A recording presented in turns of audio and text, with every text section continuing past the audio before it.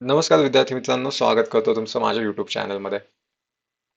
तर मित्रांनो, कंबाईन पूर्व परीक्षा गट बसची PYQ सिरीज आपण चालू केली आहे, ज्यामध्ये सामान्य विज्ञान 2024चा पेपर आपण आज पाहणार आहोत. तर याचं डिटेल डिस्क्रिप्शन मी तुम्हाला दिलेलं आहे. तर टोटल 15 क्वेश्चन आहेत. तर व्हिडिओ शेवटपर्यंत नक्की बघा, कारण की तुम्हाला येणाऱ्या परीक्षांसाठी याचा नक्की फायदा होईल. आणि कोणत्या क्वेश्चन म्हणजे कोणत्या टॉपिकवर क्वेश्चन किती आणि कसे विचारले जातात, तर याची एक आयडिया तुम्हाला येऊन जाईल. तर सामान्य विज्ञान म्हणजे जनरल सायन्स बद्दल बोलायचं झालं तर बऱ्याच जणांना हा सब्जेक्ट हा अवघड जातो, लो स्कोरिंग सब्जेक्ट समजला जातो, कारण की बऱ्याच गोष्टी ह्या शेवटपर्यंत मुलांना कन्सेप्ट क्लिअर होत नाहीत. तर हा सब्जेक्ट जर PYQ बेस्ड मी जर सॉल्व्ह केला, म्हणजे PYQ क्वेश्चनवर जो होल्ड असेल, तर याच्यामध्ये बऱ्यापैकी चांगले मार्क्स घ्यायला काहीच प्रॉब्लेम येत नाही. त्यामुळे पूर्ण अवॉइड करून हा सब्जेक्ट चालणार नाही. तर चला तर मग सुरू करूयात आजच्या सेशनला. माझं नाव शुभम बनसोडे, चॅनलचं नाव SBMPSC अकॅडमी. चॅनल आवडला तर नक्कीच सबस्क्राईब करायला विसरू नका. आणि हो, मी तुमची डेली PYQ क्विज पण घेत असतो, तर त्याचे पण तुम्ही आन्सर देत चला, ज्यामुळे तुमचं एक फाउंडेशन क्लिअर होईल. तर आजचा आपण पहिला क्वेश्चन पाहूयात. तर क्वेश्चन हे दोन्ही लँग्वेजेसमध्ये आहेत, इंग्लिश आणि मराठीमध्ये. तर युजली मी तुम्हाला प्रेफर करेल की तुम्ही इंग्लिश लँग्वेज पण प्रेफर करा, जेणेकरून तुमची वोकॅब पण स्ट्रॉंग होईल इंग्लिश मेन्ससाठी, जी तुम्हाला काही दिवसात द्यायचीच आहे. आणि सायन्सबद्दल सांगायचं झालं तर सायन्स हे इंग्लिशमधून समजून घेणं किंवा अभ्यास करणं हे जास्त इझी जातं ॲज कम्पेअर टू मराठीमध्ये. त्यामुळे इंग्लिश गोष्टींवर फोकस करा जास्त. तर हे अलगे ग्रुप दिले आहेत. अलगे म्हणजे शेवाळ, आणि त्याचे काही एक्झाम्पल्स दिले आहेत. तर अलगेचे जे काही वेगवेगळे टाईप पडतात, हिरवे, तपकिरी, ब्राऊन, रेड, येलो, तर हे त्याचे एक्झाम्पल आहेत. तर हा प्रिव्हियस इयर क्वेश्चन आहे. तर क्लोरोफायसी जो ए मध्ये आहे तो रिपीटेड आहे. तर ह्याचंही तुम्हाला जर आन्सर माहिती असेल तर निघून जातं, कारण की 1, 2, 3, 4 सेपरेट सेपरेट आन्सर आहेत. आणि क्लोरोफायसी, त्यानंतर फॅशिओफायसी, रोडोफायसी आणि झॅन्थोफायसी. तर क्लोरोफायसी येतं स्पायरोकायरा. तर ऑप्शन नंबर 3 इथेच बाहेर येतो. तर तुम्हाला बाकीचं बघायची गरज पण नाही. तर फॅसिओफायसीचं तुम्ही बघू शकता, सर्गॅसम आहे. त्यानंतर रोडोफायसीचं बघू शकता, पॉलिसोफोनिया आहे. आणि झॅन्थोफायसीचं बघू शकता, बॉस्ट्रिडियम आहे. Option number 3. नेक्स्ट बघूयात. नेक्स्ट आहे हॉर्मोन्स बद्दल. प्लांट्सचे जे हॉर्मोन्स आहेत, स्पेसिफिकली 5 हॉर्मोन्स असतात, जे मेन आहेत ऑक्सिन, त्यानंतर गिबरलिन, इथायलिन, सायटोकिनिन आणि ऍब्सिसिक ऍसिड. तर ह्याच्यामध्ये फ्रूट रायपनिंग हार्मोन्स विचारले आहे. तर ते फ्रूट रायपनिंग कोण करतो, तर ते इथायलिन करतं. हा सुद्धा PYQ बेस्ड क्वेश्चन आहे. आणि बाकीचे हार्मोन्स काय काम करतात? Option number 3. ऑक्झिन्स काय करतं, तर ऑक्झिन्स प्रमोट करतं, म्हणजे वाढीसाठी ऍक्च्युली हे काम करतं. मग ती वाढ दोन्ही साईडून असेल, एक वरच्या साईडून आणि एक खालच्या साईडून, म्हणजे जमिनीतून, रूटद्वारे. तर हेच तिथे एक्सप्लेनेशन दिलं. गिबरलिन काय करतं, stimulate stem elongation, breaks seed dormancy and promotes germination. It also helps a role in flowering and increasing fruit size. तर स्टेम इलॉंगेशन म्हणजे खोडाची वाढ करण्यासाठी गिबरलिन, आणि फ्रूट साईज म्हणजे त्याचा आकार मोठा वगैरे करण्यासाठी गिबरलिन यूज होतं. सायटोकिनिन कशासाठी यूज होतं? Primarily involved in promoting cell division in and differentiation. Cell division म्हणजे पेशीचं विभाजन. And it also helps in delaying the aging of leaves and counteracts the effects of apical dominance. तर delay ageing म्हणजे काय करतं? Ageing म्हणजे वृद्धत्व. तर पानांचं वृद्धत्व उशिरा करण्यासाठी याचा युजली यूज होतो सायटोकिनचा. नेक्स्ट आहे. तर हा नेहमी MPSCचा आवडतीचा क्वेश्चन, वनस्पती रोग आणि त्याचे एजंट. आधी एजंट विचारले जात नव्हते, ते फक्त कोणत्या गोष्टीमुळे व्हायचं, म्हणजे फंगल डिसीज आहे का, बॅक्टेरियल डिसीज आहे का, आणि व्हायरल डिसीज आहे का, असं विचारलं जायचं. पण आता तो कोणत्या बॅक्टेरियामुळे होतो, कोणत्या व्हायरसमुळे होतो, तर हे आता स्पेसिफिकली विचारलं जातं. तर हे तुम्ही पाठ करून ठेवा. तर टिक्कावर एक युजली सारखे क्वेश्चन येतात. आणि व्हीटवर पण असतात, लूज स्मूथ ऑफ व्हीट आणि टिक्का, हे दोन म्हणजे रिपीटेड आहेत. तर लूज स्मूथ ऑफ व्हीट आणि ब्लॅक स्टेन रस्ट ऑफ व्हीट, त्यानंतर टिक्का डिसीज ऑफ ग्राउंडनट आणि लीफ स्पॉट ऑफ टर्मरिक. तर याचा करेक्ट ऑप्शन आहे 3 नंबर, ज्यामध्ये लूज स्मूथ ऑफ व्हीटची जोडी लागते युस्टिलॅगो सेगेटम, आणि ब्लॅक स्टमची जोडी लागते तुमची पुसिनिया ग्रॅमिनिस, आणि टिक्काची जोडी लागते तुमची सर्कोस्पोरिडियम परसो नॅटम. आणि नेक्स्ट आहे लिप स्पॉट ऑफ टर्मरिक, म्हणजे हळदीचा पानावरील ठिपका, त्याची जोडी लागते टॅफ्रिना म्युकोलन्स. Option number 3. नेक्स्ट क्वेश्चन आहे. नेक्स्ट क्वेश्चन आहे बायोमेडिकल वेस्टेज सेग्रिगेशन, म्हणजे जे आपण टाकाऊ पदार्थ असतो कचरा, तर तो वेगवेगळ्या ठिकाणी म्हणजे सेग्रिगेट केला जातो. तर त्या पिशव्यांना नावं दिलेली आहेत काही. तर त्यामध्येच हा क्वेश्चन आहे की ह्युमन अॅनाटॉमिकल वेस्ट हा कोणत्या पिशवीमध्ये टाकला जातो किंवा कोणत्या पिशवीमध्ये सेपरेट केला जातो. तर red bag, yellow bag, blue bag आणि व्हाईट ट्रान्सलुसंट बॅग. तर करेक्ट ऑप्शन आहे येलो. तर हे कोणत्या बॅगमध्ये कोणते टाकाऊ पदार्थ टाकले जातात तर याचं हे डिटेल दिलेलं आहे. तर येलो मध्ये आपण बघितलं ह्युमन अॅनाटॉमिकल वेस्ट असतं, जसं की टिश्यूज, ऑर्गन्स, बॉडी पार्ट्स ह्युमनचे. नंतर ॲनिमल अॅनाटॉमिकल वेस्ट आहे, त्यानंतर सॉइल्ड वेस्ट आहे, आणि मग ज्यामध्ये contaminated with blood and body fluids. Next आहे discarded medicines. The waste is typically disposed by incineration or deep burial. Deep burial म्हणजे खोल जमिनीत पुरणे. तर रेड बॅग मध्ये काय असतं? This is for contaminated recyclable waste such as plastic waste. Example मध्ये काय? Tubing, bottles, intravenous tubes, catheters, urine bag, syringe. पण कोणत्या सिरिंज? विदाउट निडल्स वाल्या. And gloves. आणि ब्लू मध्ये काय? Syringe with fixed. तर हे लक्षात ठेवा. These are treated with methods like autoclaving or microwaving before being recycled. Blue मध्ये काय केलं? This category is for waste, sharps and glass waste. Glass waste म्हणजे काचेच्या वस्तू. This includes needles, syringe with fixed needles, त्यानंतर scalpels, blades and broken and discarded glass. They are disposed in puncture-proof containers. आणि next आहे black. तर black तर घरगुती असतं. दिस इज आपण युजली आपल्या कचरापेटीला पण ब्लॅक लावतो. This is generally for non biomedical general waste like household garbage or office waste. Next question आहे ह्युमन डिसीजवर. तर deficiency of protein in diet. Protein म्हणजे प्रथिनं आणि त्याच्या डिफिशियन्सीमुळे कमतरतेमुळे कोणता त्रास होतो? तर आर्थरिटिस, त्यानंतर डायबिटीस, क्वाशिरोरकॉर आणि पार्किन्सन्स. तर करेक्ट ऑप्शन आहे क्वाशिरोरकॉर. तर बाकीचे आपण बघूयात. आर्थरिटिस काय? हा इन्फ्लेमेशन ऑफ जॉइंट्स. तर हा जोड मध्ये जे इन्फ्लेशन, सूज जी येते त्याच्या रिलेटेड हा आहे. It is typically related to autoimmune disorder, wear and tear on the joints. आणि नेक्स्ट आहे डायबिटीस. तर डायबिटीसचे शक्यतो दोन पार्ट पडतात. तर ते त्याच्यावरही क्वेश्चन एमपीएससीने विचारले आहे. तर ते तुम्ही पुस्तकातून वाचून घ्या की ते कशामुळे वगैरे होतात आणि त्यामध्ये काय होतं एक्झॅक्टली. आणि तर इथं आपण बघूयात की diabetes metabolic disease characterized by high blood sugar levels. It is caused by either insufficient insulin production or the body's cells are not responding properly to insulin. तर इन्शुलिन रिलेटेड पण वाचून घ्या की इन्शुलिन तयार कुठं होतो, इन्शुलिन कोणते cells तयार करतात, हे डिटेलमध्ये एनसीईआरटी मध्ये दिलेलं आहे. तर पार्किन्सन्स डिसीज हा मेंदूच्या रिलेटेड रोग आहे आणि याच्यामध्ये एक डोपामाइन प्रोड्युसिंग सेल्स ज्या असतात होतात त्या डेड डेड होतात. तर डोपामाइन युजली तुम्हाला एक आनंदीदायक देणाऱ्या सेल्स आहेत, प्लेजर देतात, तर ते आहे. तर त्या सेल्स डेथ होतात. नेक्स्ट आहे ॲनिमल क्लासिफिकेशनवर हा क्वेश्चन आहे, ज्यामध्ये मॅमल्सचे कॅरेक्टरिस्टिक्स विचारलेले आहेत. तर ऑप्शन 1 आहे hair present on body, second आहे 3 चेंबर्ड हार्ट, त्यानंतर फोर्थ आहे mammary glands are present in females, fourth आहे सम मॅमल्स ले एग्स. तर करेक्ट ऑप्शन आहे कोणते ते विचारलं? A and B, B C D, A C आणि ए सी डी. तर मॅमल्स मध्ये ऑब्विसली ह्युमन सुद्धा येतो. तर हेअर्स असतात का? हो. त्यानंतर 3 चेंबर्ड नाही, हे 4 चेंबर्ड आहे. त्यानंतर मॅमरी ग्लँड्स असतात, हो. सम मॅमल्स ले एग्स, तर हो. तर प्लॅटिपस हे एक्सेप्शन आहे आणि एकिडना हे पण आहे. हे दोन एक्सेप्शन आहेत की जे मॅमल्स असून पण एग्स देतात.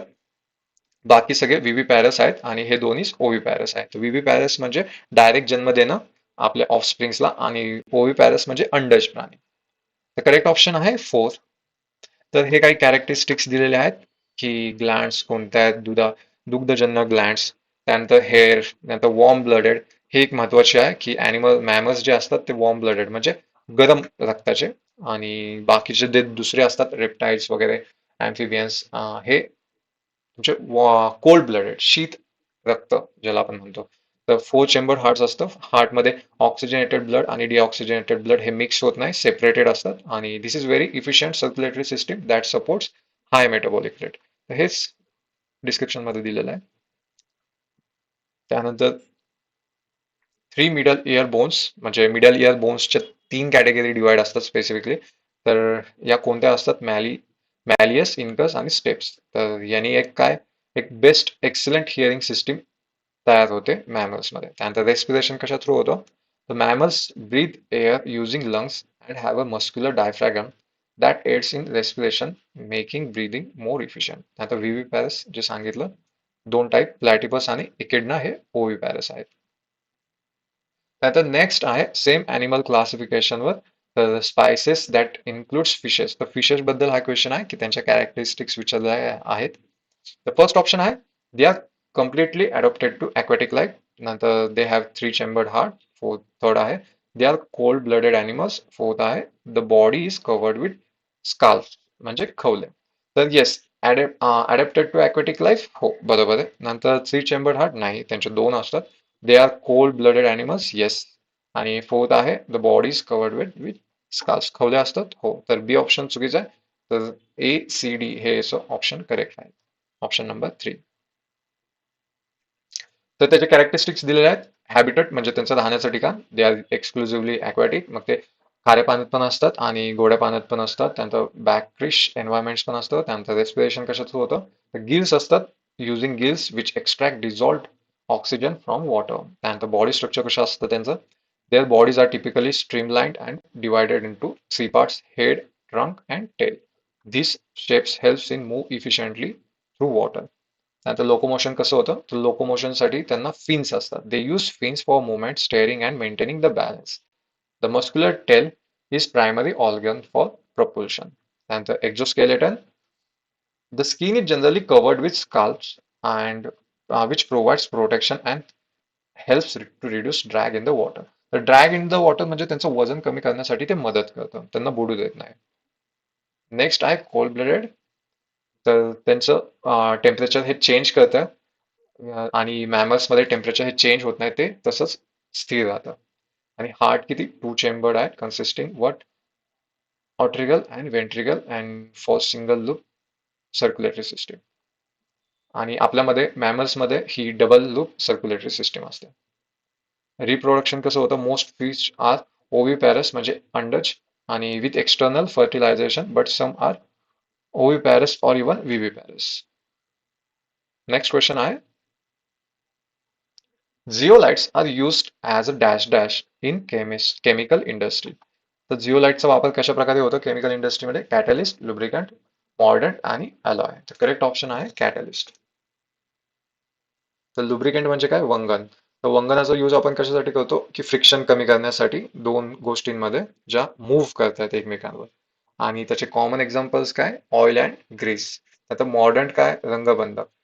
It is a substance use in dyeing म्हणजे कलर देण्यासाठी, to fix the dye on the fabric. कपड्यांवर कलर देण्यासाठी ह्याचा उपयोग होतो. It is forms a coordination complex with the dye which then bonds to the fabric. त्यानंतर alloy. Alloy मध्ये usually जास्त सारखे क्वेश्चन असतात एमपीएससीचे. तर अलॉय म्हणजे काय असतं?